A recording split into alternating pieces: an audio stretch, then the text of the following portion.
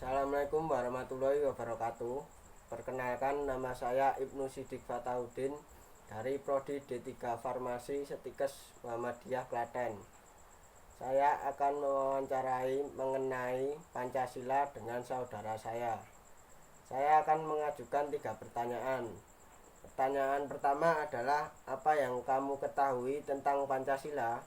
Pancasila itu sebagai ideologi atau sebagai dasar negara Indonesia. Pancasila berasal dari bahasa Sanskerta yang terdiri dari 2 kata, yaitu panca dan sila. Panca artinya adalah 5, sila artinya sebagai dasar. Jadi 5 dasar yang dijadikan dasar negara Indonesia. Pancasila itu terdiri dari 5 sila. Yang pertama, sila pertama adalah ketuhanan yang Maha Esa. 2. Kemanusiaan yang adil dan beradab. 3. Persatuan Indonesia. 4. Kerakyatan yang dipimpin oleh hikmat kebijaksanaan dalam permusyawaratan perwakilan. 5. Keadilan sosial bagi seluruh rakyat Indonesia. Nah, sila pertama itu dilambangkan dengan atau disimbolkan dengan bintang. Bintang di sini memiliki 5 sudut, yaitu melambangkan bahwa di Indonesia ini memiliki 5 agama, yaitu agama Islam, Hindu, Buddha, Kristen, dan Katolik. Nah, di sini bintang itu sebagai bintang tunggal yang dianggap sebagai cahaya seperti cahaya kerohanian yang dipancarkan Tuhan kepada setiap manusia. Nah, kemudian kita lanjutkan ke sila yang kedua. Sila yang kedua itu dilambangkan dengan rantai, bahwa rantai itu saling terikat antara satu dengan lainnya, di mana di setiap lantai itu terdiri dari mata rantai segi 4 dan juga mata rantai lingkaran. Segi 4 itu dilambangkan oleh laki-laki untuk laki-laki, sedangkan lingkaran itu untuk perempuan, sehingga saling saling membutuhkan antara laki-laki dan perempuan, sehingga disimbolkan dengan rantai yang sangat kuat dan saling mengikat, sehingga setiap manusia baik itu laki-laki maupun perempuan itu saling membutuhkan. Kemudian lanjut ke sila yang ketiga, itu disimbolkan dengan pohon beringin. Di sini pohon beringin disimbolkan bahwa pohon beringin itu memiliki daun yang lebat, daun yang rindang, di mana dilambangkan bahwa Indonesia itu seluruh masyarakat atau seluruh rakyat Indonesia itu berteduh di bawah naungan Indonesia. Selain itu, pohon beringin itu juga memiliki akar yang kuat, di mana bahwa Indonesia itu memiliki budaya atau berbeda suku bangsa, tetapi juga berada di bawah naungan yang namanya Indonesia, seperti itu. Kemudian lanjut ke sila yang keempat. Sila keempat itu dilambangkan dengan kepala banteng. Mengapa dilambangkan dengan kepala banteng? Di sini bahwa kepala banteng itu filosofinya bahwa hewan sosial yang suka berkumpul atau bermusyawarah, sehingga di sini kan kerakyatan yang dipimpin oleh hikmat kebijaksanaan dalam permusyawaratan perwakilan. Nah, di sini bahwa seluruh masyarakat Indonesia itu kalau mempunyai masalah harus diselesaikan dengan musyawarah, maka disimbolkan dengan kepala banteng, karena sebagai filosofinya bahwa hewan yang suka berkumpul, dalam hari ini berkumpul adalah bermusyawarah. Dan yang terakhir, sila yang kelima adalah padi dan kapas.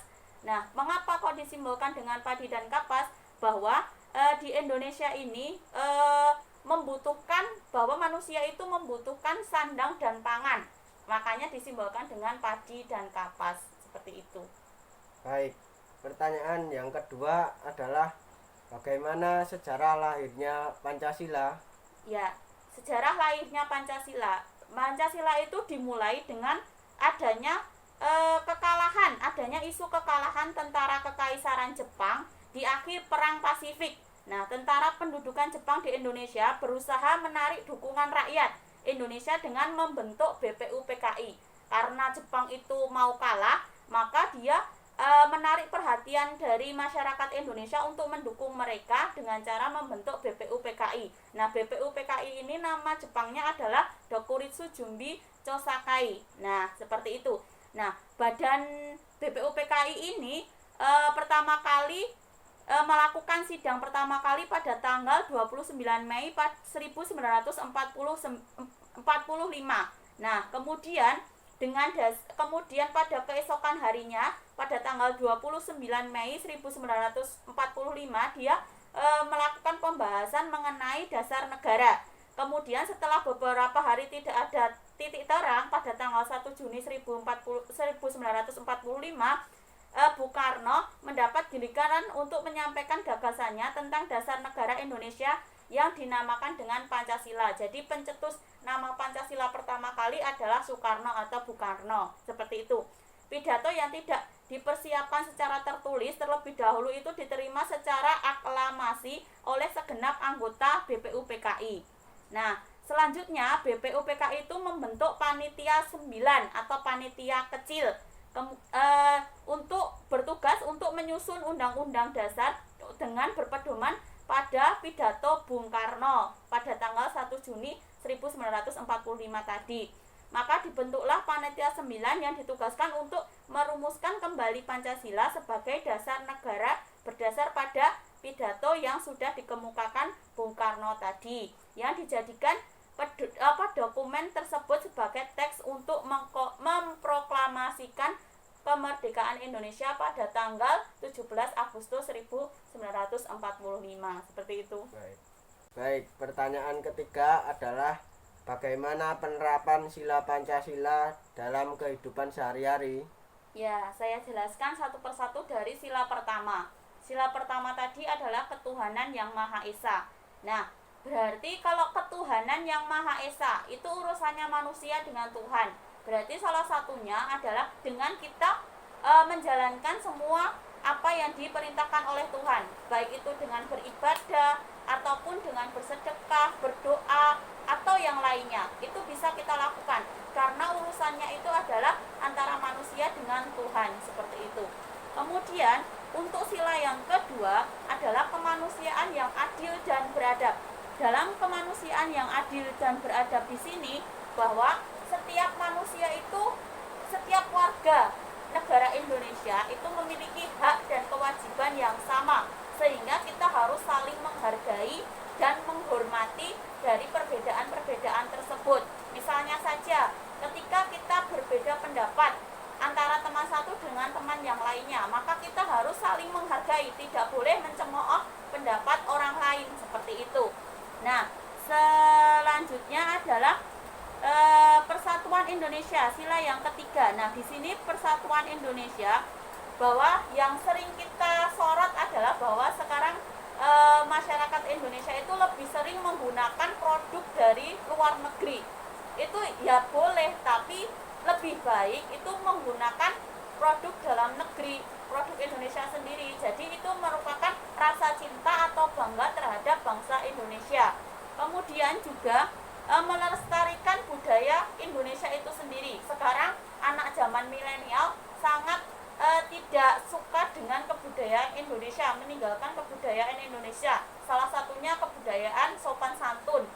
Banyak sekarang anak milenial sekarang itu menggunakan bahasa gaul daripada menggunakan bahasa sehari-hari atau bahasa daerahnya masing-masing, seperti itu.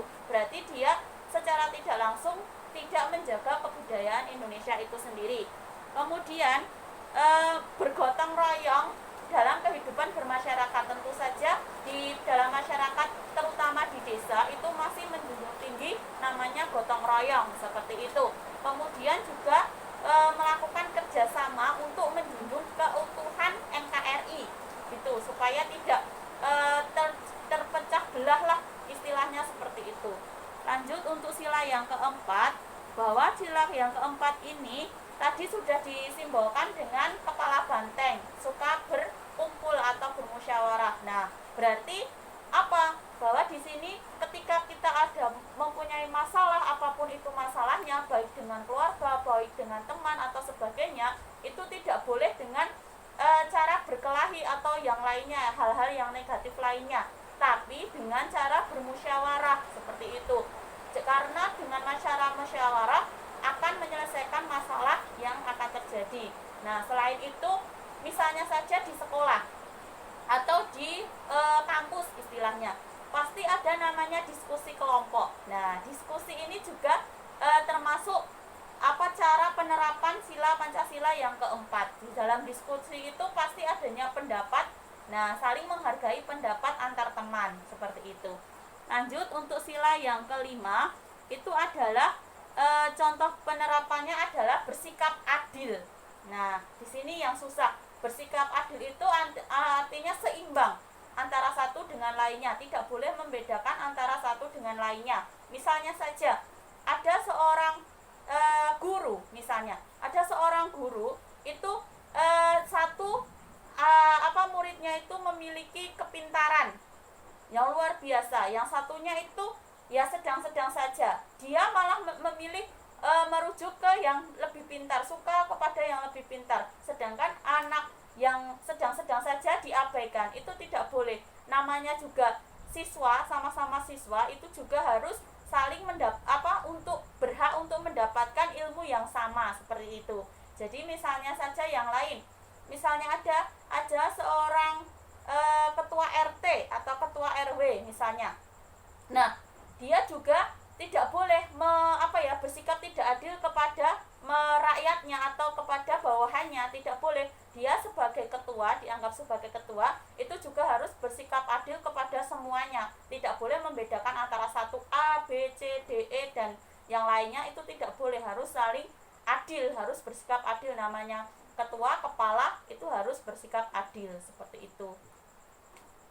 Sekian wawancara dari kami. Bila ada salah kata, mohon maaf. Wassalamualaikum warahmatullahi wabarakatuh.